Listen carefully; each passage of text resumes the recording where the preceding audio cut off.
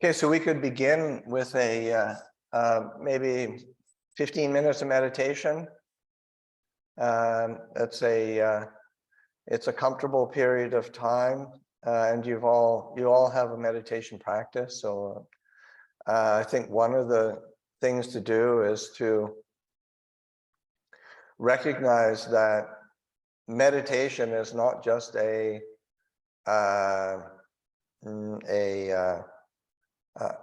a mental act. It's a whole body-mind engagement.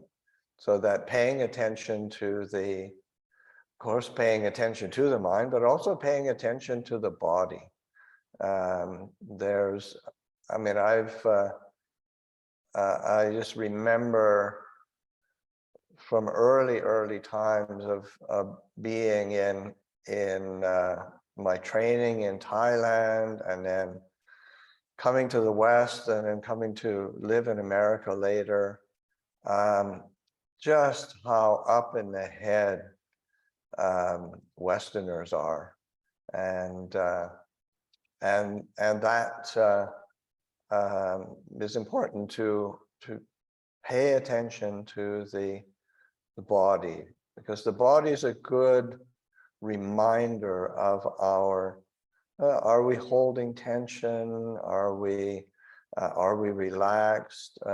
Are we actually comfortable? Are we not comfortable? Because oftentimes it's the mind just kicks out stuff all the time. The mind, we've followed our various thoughts and emotions and feelings, and it's easy to get distracted. But coming back to something very basic, very simple, just paying attention to posture, relaxing into the physical posture of sitting. So as we're sitting here, just taking the time to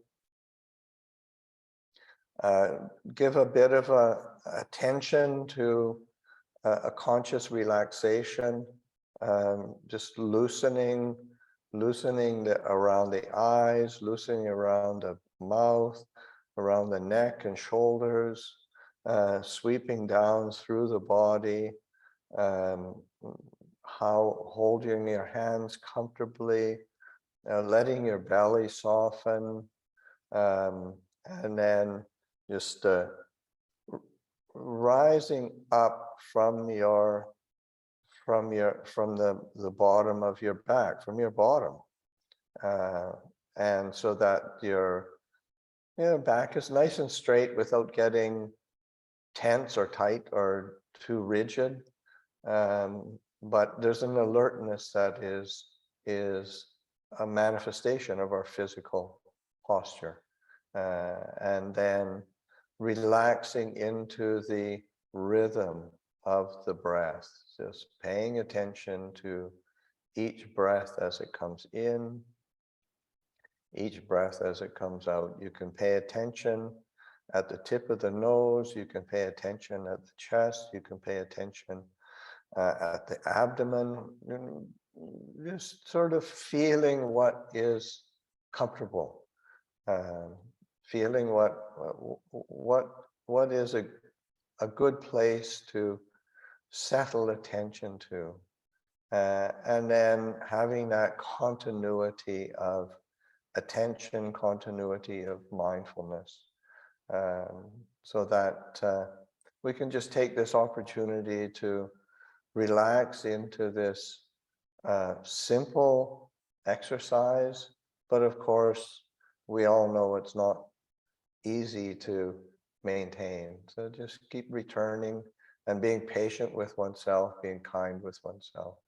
Okay, we can sit quietly for a bit.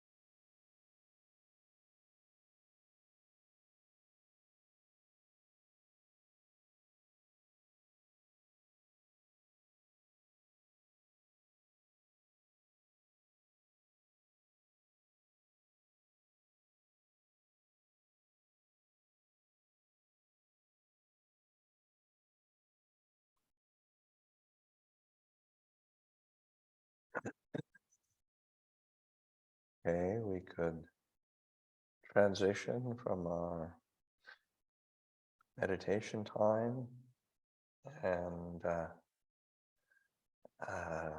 take the opportunity to give a reflection, and then I'll open it up for questions and answers after.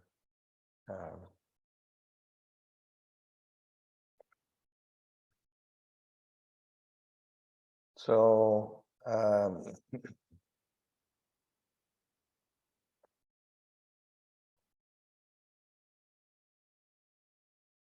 as a jumping off point for a reflection, something that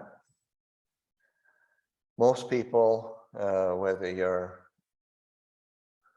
monastics or lay people, wherever there's a sense of that. Sometimes, what do you do with the mind that just seems to be, gets caught in its obsessions, and what do we do with that?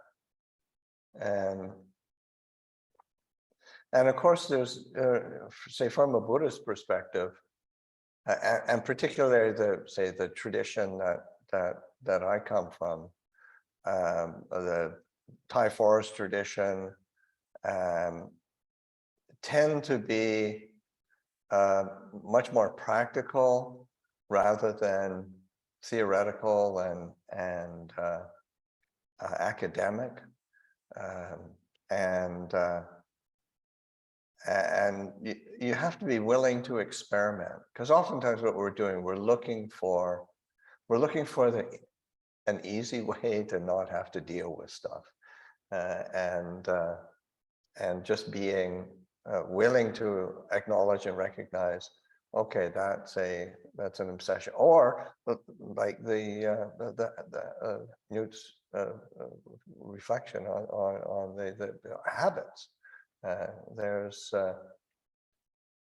because in the end, even from minor habits to the habit of rebirth in samsara, it's just a bad habit, and we picked up along the way, and it's the learning how to work with those habits, and what comes to mind is a reflection that my teacher's teacher would give, and dealing with difficulties, obscurations in the mind, and habits. And he said, well, if the defilements come at you high, then you have to duck. If they come at you low, you have to jump over them. And it's like, don't get caught in what's the doctrinal basis for this or that, or what's the perfect technique to deal with this. And it says you have to be willing to experiment and try what when the mind is getting caught, pay attention to what does it feel like, because I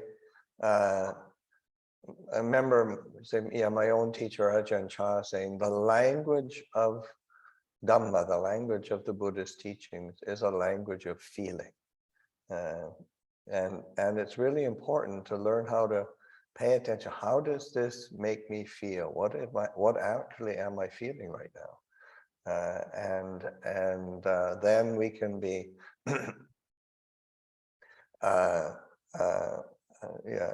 starting to say, acknowledge a bit more clearly of, okay, what is this experience, and particularly looking at it not through the lens of how does it reflect on my perception of myself, of me, but more as, what's it feel like?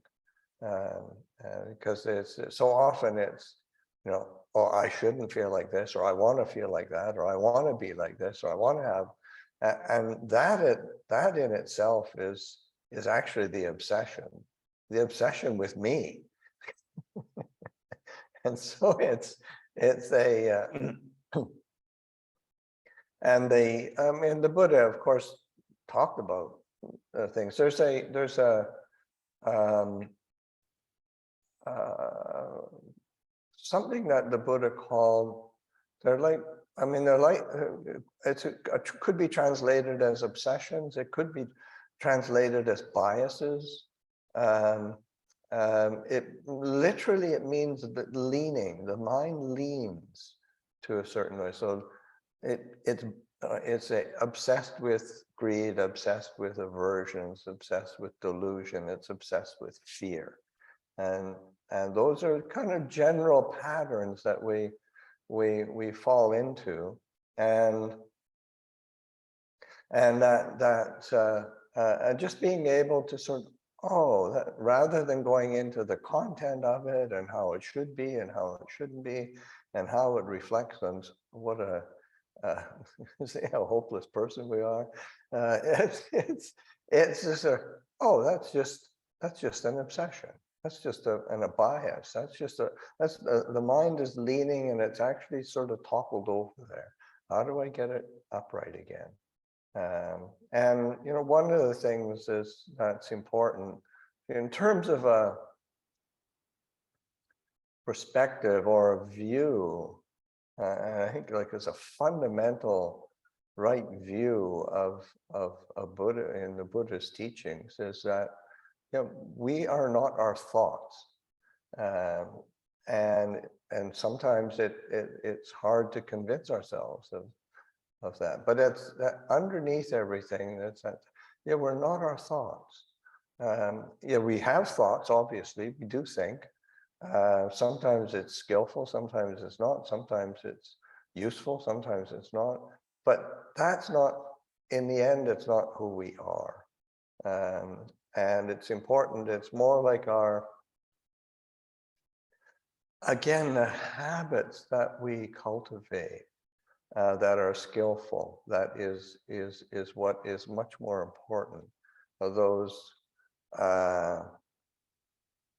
ways that we encourage ourselves to reflect, so that just I'm thinking of how the Buddha defined, say, right view, and there's two aspects that the Buddha pointed to in terms of right view. There's right view in terms of the world, the conventional reality of dealing with the world, dealing with ourselves, and that is acknowledging, recognizing that we reap the fruits of our actions by body, speech, and mind. It's just that's how nature functions. There's a reflection in our daily chanting that we do. One is like 5 reflections that remind us of this, just the limitations and reality of this human condition. I'm of the nature to age, I've not gone beyond aging. I'm of the nature to sicken, I've not gone beyond sickness. I'm of the nature to die, I've not gone beyond dying. Those reflections on aging, sickness, and death, which in other contexts the Buddha called heavenly messengers. These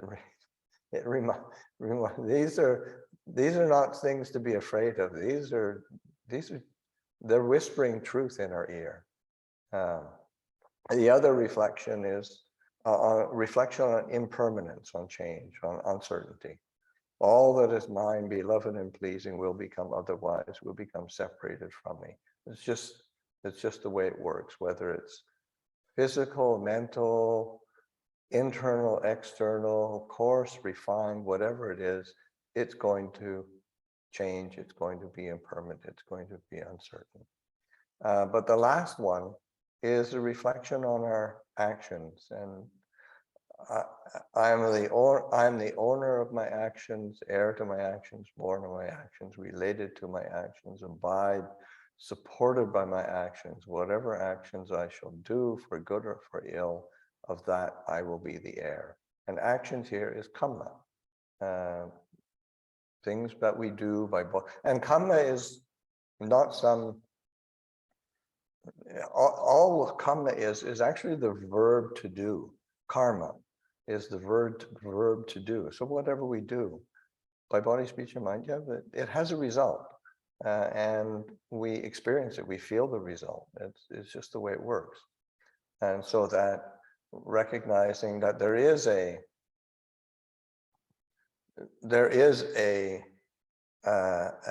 agent of choice, and the sense of me, the sense of self. And in some place, because sometimes, of course, the Buddhist teaching, one of the keystones of it is the teaching on not self. But that's not a negation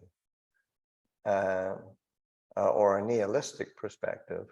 There is a reality that we do make choices, and that's how we create good habits. That's how we cultivate skillful habits that lead to our happiness and well-being, which is something the Buddha paid tremendous attention to. In that, yeah, it's interesting that the central teaching, the Four Noble Truths, there is suffering, there is the cause of suffering, there's the ending of suffering, there's a path leading to ending of suffering. And sometimes it'll say, wow, it's all about suffering. But the Buddha is pointing to an experience of dissatisfaction that we all, or dis-ease that we all kind of experience. But the path leading to the end of suffering is all about that which leads to happiness and well-being. So that from right view, right thought, right speech, right action, right livelihood, right mindfulness, right effort, right concentration, those are all sources of happiness and well-being. And it's important that we develop the habit of cultivating that which leads to happiness and well-being.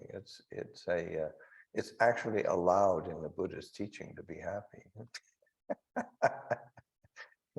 It's what we need to be doing. So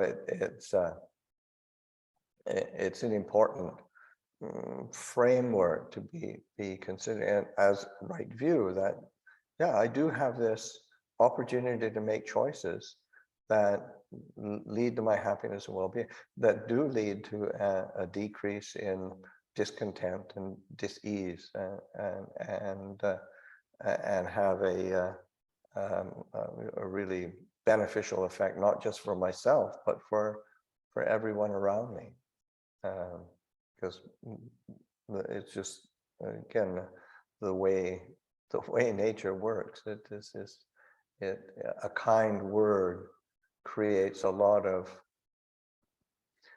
well-being and trust, whereas really, harsh speech it just complicates things and makes things more difficult. So the sense of right view from a conventional perspective, a right view from the perspective of living in the world, is taking responsibility for our actions of body, speech, and mind. And there is that sense of self and self-agency that we need to encourage and create sort of empower that. But then there's a right view from a liberating sense, or a transcendent sense. And that's where the Buddha said that right view is just the Four Noble Truths. There is dukkha, there is discontent, there is dissatisfaction. It has a cause.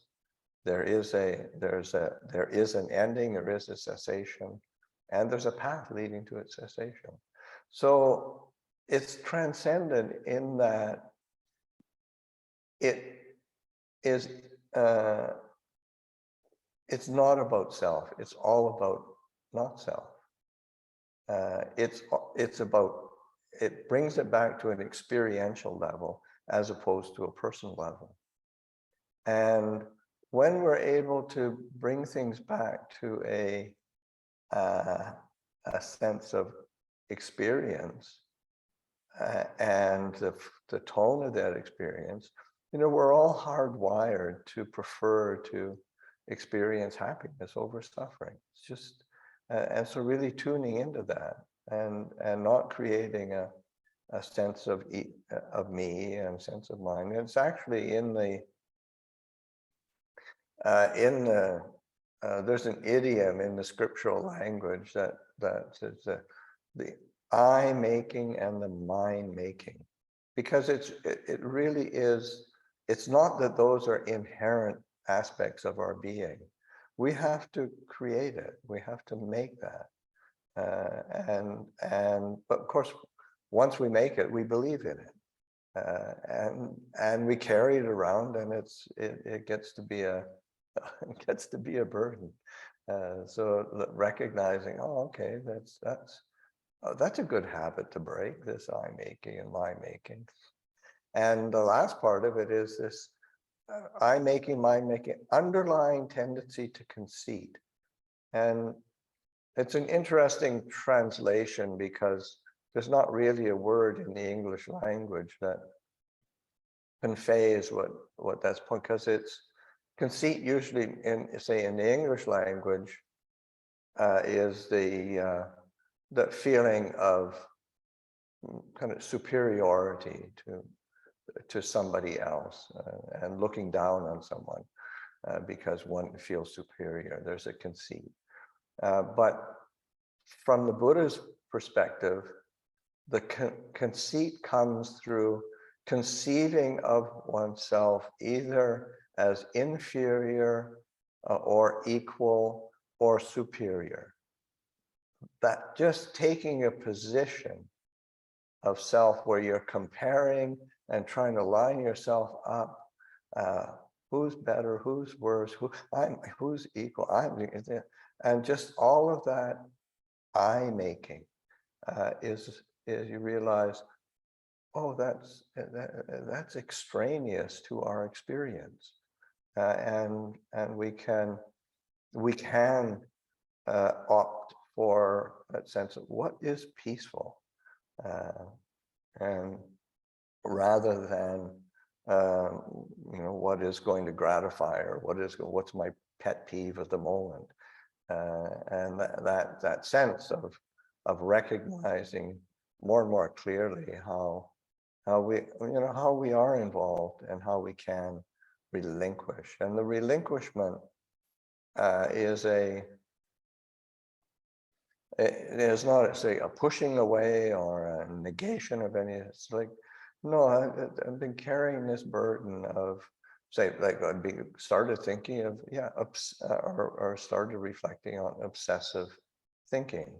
And so rather than trying to push it away, annihilate it, sort of seeing it clearly, oh, this is thoughts, and that's not what I truly am. Yes, it's a thought, it arises and passes away. Yes, it's a thought, it has a particular content to it, has an emotional tone to it, but it doesn't have any real essence or core. And once we release and let go, it opens up space for peace and clarity and a sense of lightness and brightness. One of the qualities of say in terms of being a Buddhist practitioner we aspire to is realizing that the Buddha points to it quite, the nature of the mind being radiant, and it's like, and one of the images in the Thai language, when describing that quality of mind. It's like in nature when a flower opens up, there's the kind of freshness and beauty, intensity of the color of a flower that's just newly opened. And that's what the nature of mind is. And it's something that we can experience. It's something we can touch, we can feel, and we can gain confidence in that, say, rather than believing in our obsessive thinking and obsessive moods. It's not that, and again, it's not trying to push away or dismiss, but it's sort of recognizing we do have options, and the option of peace and happiness is, yes, I would say that's a good option. So anyway, that's a reflection for the evening, and I'll open it up for questions.